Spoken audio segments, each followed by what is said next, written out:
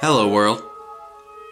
Welcome to another episode of the Dig Deeper Network. I am your host, Cody G. Hope you're getting to know me a little bit at this point. Hopefully you're a couple videos in and you're noticing the progress. I have so many things that I have in mind. I just read a story and I felt like I needed to do it. Sometimes when it comes to stories, I pick what's most popular. Sometimes I just read something that, it hits a nerve. This story comes out of Highlands Ranch, Colorado, which is an area that I'm used to and I actually once lived in. So I figure I'd do this story. It's kind of sick. It is two 16-year-old girls accused of planning a deadly attack at Mountain Vista High School. So I'm going to go over the story with you guys, state the facts, and share my commentary. Before doing so, I wanted to mention you can like and subscribe and comment down below. Things like that always make me feel good. So if you're able to do that, please do so. Anyhow, Brooke Higgins and the other suspect, Sienna Johnson, have been charged as adults with conspiracy to commit first-degree murder. Now, this story is that Brooke Higgins apparently is getting a new defense lawyer. I wanted to point that out because this is a highly affluent area, an area that's more predisposed to mental illness and things that we're not aware of. Personally, I hope nobody from Washington or from a national standpoint comes out and talks about this story and wants to implement more gun control as they have with past incidences of this nature. Now, thankfully, they were caught. They were caught by a tip texted to a tip line, I suppose, that was in place, which I think is a great idea. Currently, the controversy here, they're being tried as adults. Miss Higgins is wearing shackles as a 16-year-old, and bond was set at $1 million on January 14th. There's a new bond hearing set for January 29th. Now, I'm reading this story. I want to give credit to Denver 7. It's an ABC channel. They've got the latest information on this story, so I wanted to utilize that to give them the credit. Higgins' previous lawyer claimed that the investigators centered their flimsy case around her therapy journal and her cell phone. Now, what were found in the therapy journal and the cell phone I'm about to reveal to you, it's pretty sick in my opinion. So it says here, prosecutors said Higgins had written in her journal and she wished she could have been a part of the Columbine High School mass shooting. She also took a photo of herself in front of Columbine High School. And Johnson also kept a journal, so these two 16-year-olds, they're keeping diaries, okay? Prosecutors said Johnson wrote that she found someone who's got what it takes and that they were going to be unstoppable and prove what we are capable of.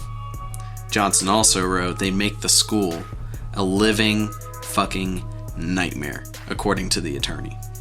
Currently, their defense is that there's no direct evidence that they have any weapons, bombs, or incendiary devices to catch something on fire. So Higgins told a friend that she and another girl would shoot up the school and that she'd send that friend a warning text not to come to school that day.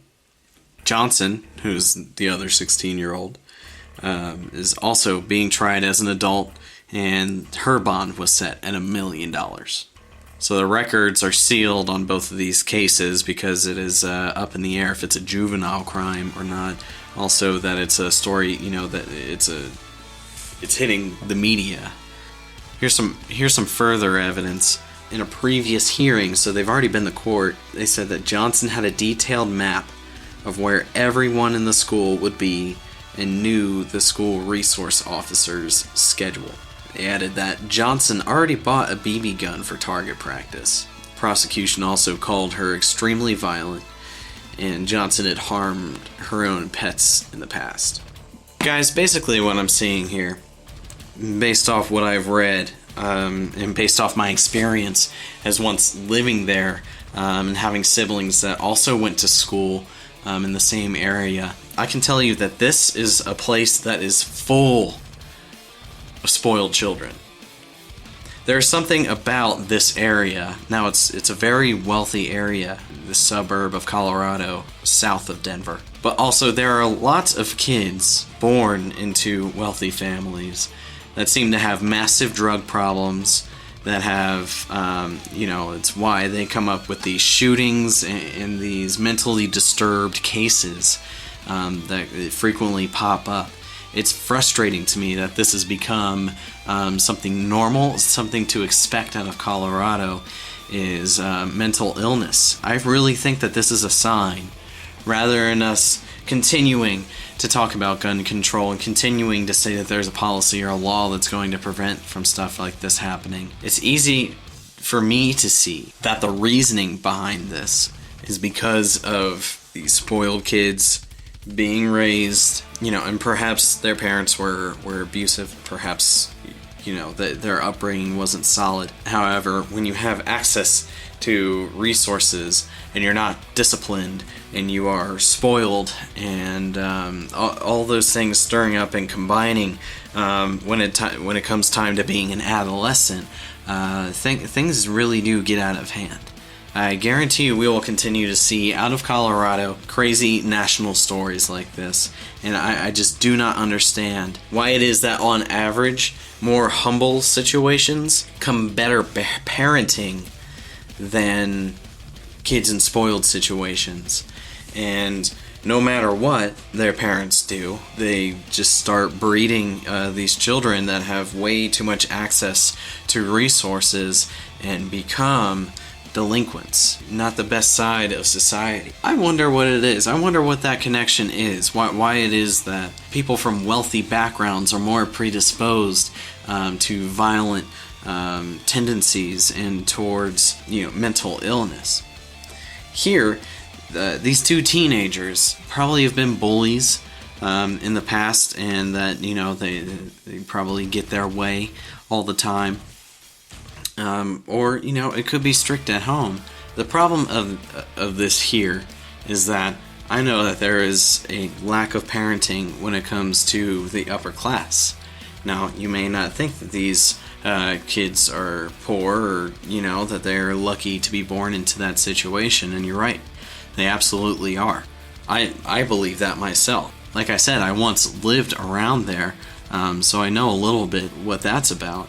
However, it's if you don't instill the right things into your kids, it ends up blossoming into massive disasters by the time they're, teenagers raging with hormones. In this story, I was just absolutely appalled that they wanted to cause massive damage and a mass murder, and they just simply fantasized about it, and they became friends over it.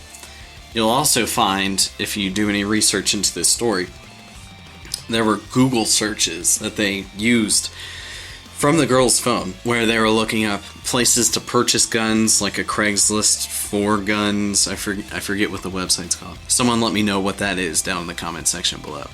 And they were looking up female mass murderers. There were just several things in their Google searches that were kind of sketchy. I'm starting to wonder if we're all going to be held liable to our internet communications and to our files, and to all of this, because whether we admit it or not, the NSA for some reason is just collecting every bit of data. However, you can see in this case why it's beneficial. They looked up things that connected them to the desire to carry out this crime. Now, knowing where they're from, knowing that likely they're from money, they're going to have very expensive and very diligent lawyers. So I'm interested to see how this is going to turn out. Personally, I think they should be charged as adults. I think they need some time in the clinker. I think they need to learn a little bit about what perspective is. Do I think they could come out and be monsters? Yeah, they could, but there's no amount of anything that can be done in order to rectify certain mindsets and certain, warpath, dangerous kids that are growing up these days. But wanted to say kudos to that tip line. I do believe that we need to implement that more often, where, we can easily send a tip about crime that's going on, and perhaps we'll be able to catch on to more and more people that are under the radar. It's just terrifying me to know that there are agents within our own community, within our own country, that wish ill will to the degree that they are planning on something massive, and there's nothing that we can do to stop. They should be tried as adults. They should be in a correctional facility to straighten out their mental state. They do need to seek therapy, and they need to become better people. Anyway, guys, let me know what you thought about this story down in the comments below. Hit me with a like, subscribe for more. This has been the Dig Deeper Network with your boy Cody G. See you next time.